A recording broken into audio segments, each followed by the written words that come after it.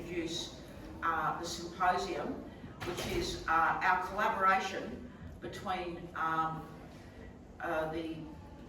going to say it in English because my French is so embarrassing.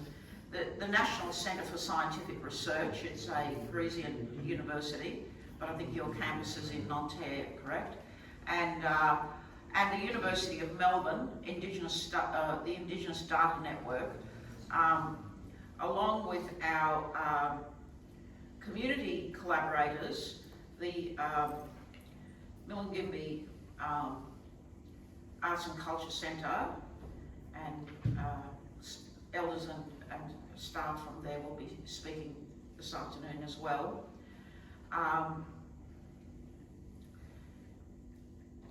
So let me begin by talking about the University of Melbourne role. So back in 2018, Kristen Smith, who's there, and myself and a group of people set up the Indigenous Data Network following a symposium that we held in 2017 because it was becoming obvious with the emphasis on closing the gap data being announced each year, the growth in data-driven policies and the need for data-driven policies, that we should ensure that Indigenous data and Indigenous people are fairly and properly recognised in Australia's burgeoning data community, data laws, data policies and data infrastructure. We established the Indigenous Data Network to empower Aboriginal and Torres Strait Islander communities to decide their own local data priorities, including how their data is used, and ensure those decisions are supported and reinforced by our national legal and policy frameworks, as well as the fair and care data principles and principles of Indigenous data democracy, stewardship, analysis, dissemination and infrastructure. As our work developed, the Australian Research Data Commons became very interested in our work and funded us, and we established the Improving Indigenous Research Capability Project to deliver social architecture, technical architecture and core national Indigenous data assets. We have many partners, and amongst those partners are university centres and experts, people from Indigenous and non-Indigenous experts from the humanities and social sciences sector, and Indigenous research communities, as well as Aboriginal and Torres Strait Islander community entities. So some of them include, for instance, people at the Australian National University, the Queensland University of Technology, the University of Adelaide, the Australian Institute of Aboriginal and Torres Strait Islander Studies, Empowered Communities, the Kimberley Aboriginal Health Research Alliance, the Australian Bureau of Statistics, the Australian Institute of Health and Welfare, the National Film and Sound Archive of Australia, and Currawong AI. So we have developed, with a marvellous network, through a series of roundtables and special events, foundational Indigenous data capabilities, tools and infrastructure. We're developing novel data governance frameworks that are culturally appropriate and aligned with community needs. The Indigenous data catalogue, the spatial data catalogue, vocabularies, metadata tools and a tool to calculate levels of fair and care compliance, and other scores for a test set of catalogued Indigenous data sets to ensure high quality data. It's a very long list, so I won't go through it all. We've held, as I said, roundtables, data training workshops, a unit of coursework at the University of Melbourne. We host Australian Research Data Commons Indigenous interns, and we have been funded again by the Australian Research Data Commons to continue to build the research data infrastructure and to make it available to our partners and usable through our summer schools and training programs, but also through events like this. So I've probably spoken long enough. We held a workshop here the other day where some of our partners informed us through some very insightful papers of the ongoing challenges, and we're going to hear from some of them again today, so I look forward to that. So could I please invite Jessica, Dr. Jessica Largy Healy from the CNRS, the National Centre for Scientific Research.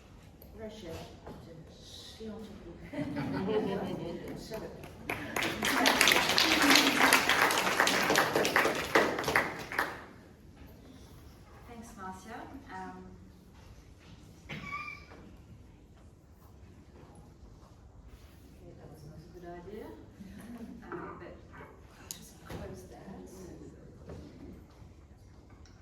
So, in the early 2000s, as internet and digital technologies were just starting to arrive in Northeast Arnhem Land, I had the privilege to work with 4 senior men on Elko Island who had started a place called the Gallowingle Indigenous Knowledge Centre. This was probably the first Yolngu-led digital archive. Their aim was to work with museums in Australia and the world which held Yolngu collections to organise the digital repatriation of this historical material on local computers in order to facilitate the transmission of this knowledge to the younger generations. I will say their names because this is part of the story that I was told to consign at the time. So there were 3 brothers, Dr. Joe Nipangagumbula, Henry Jeringal Gekamamu, and Matthew Balta Mulupamu, and a Dua man, Richard Gandoe Garamura. Ruth Ngalmakara, a senior woman of the Liagaomia clan, was the first woman to work there. This is important because she later returned to Milingimbi, where she became a leading director at the Milingimbi Art and Culture Centre and a force behind the Jalkiri Keeping Place, Milingimbi's own community archive, which we'll hear more about this afternoon. Yolngu scholar and ceremonial leader, the late Dr. Joe Nipangagumbula, referred to the collections made by his forebears as legacy collections, stressing both the social responsibility at work in caring for these objects and the enduring living nature of this heritage for his people. As we were reminded again during the workshop that we held on Wednesday, Joe's pioneering reflections on the digitization of Indigenous knowledge and the model he developed for its repatriation to local community archives continue to be inspiring to many of us working in this field. When I asked him all those years ago what happened when he saw the images of these old objects and paintings on a computer screen, he said, "They are talking to us." This is also very much what the late director of the Mulka project, Yirgala's own cultural archive, Mr. Wanombi, expressed when he said that archives enabled family members to pass on messages to one another and to the world across space and time. We'll hear more about this creative work digital repatriation inspires in the communities in some of this afternoon's presentations. But in order for this material to talk, it first needs to be identified. And this is probably the first step that will happen in any museum consultation, the identification of the objects. In a Yolngu scenario, this will include their moiety, clan, and maker. This information about the objects is what we call data. It is part of the knowledge that they materialize and the stories that they tell. As we well know, when artworks and cultural objects enter museum collections, they are usually catalogued alongside various sets of data.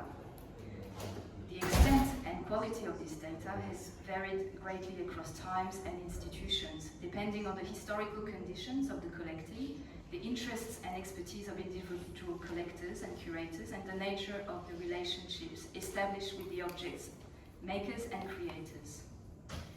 Indigenous objects museum data typically comprises different fields, such as the provenance of the works, their maker's social group, when recorded, their names, the date or period of creation and collection, the object type, and sometimes a physical iconographic description, as well as the material used. In addition, objects collected by anthropologists are commonly embedded in larger ethnographic collections of photographs, field notes, or audiovisual material, which further document the cultural usage and significance. As a special category of objects, paintings in historical collections may have been given a title and often come with an associated story. These stories remind us that these creations are not only pretty images, as another great Yoruba artist, Jandawa Marawuli, once said, not just pretty images or pictures. While today these stories are very much artist statements, in the past they were usually compiled through various sources, including but not necessarily their makers' own words. Importantly, some of these older stories, their wording, the names they contain, can be considered very sacred today, especially when they were shared during times of great historical changes within the communities, and when they were purposefully recorded for future generations by the early painters. In the past decades, in Australian institutions, these catalogued entries or metadata have been greatly enriched through a broad range of consultations and collaborations with the descendants of the painters, the knowledge holders from the communities of origin, who often continue to paint in their ancestors' footsteps. These consultative processes are increasingly becoming standard also in European museums, where collaborations with source communities, especially Australian Indigenous communities, have multiplied over the past few years, and Magali Mélandry will talk about that.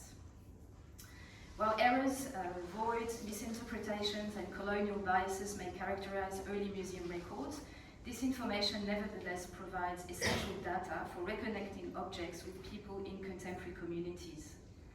Importantly, for the descendants of these painters, now recognized by Australian museum policy as the custodians of these collections, the objects themselves are data. They materialize complex knowledge systems, genealogies, and skills that are of utmost significance and value.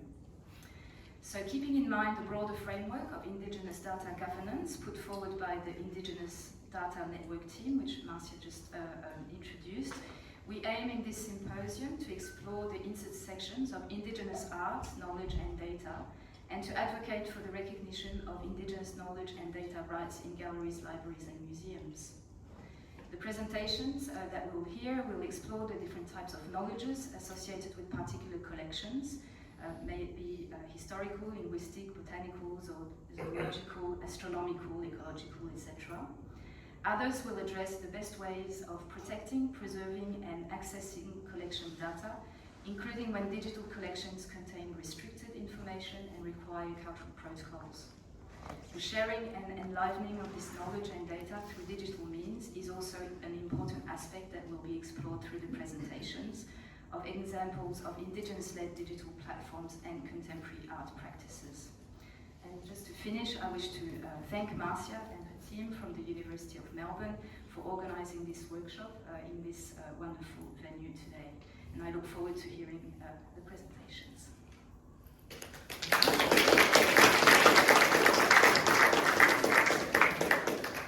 So thank you very much, Jessica. We'll hear from Jessica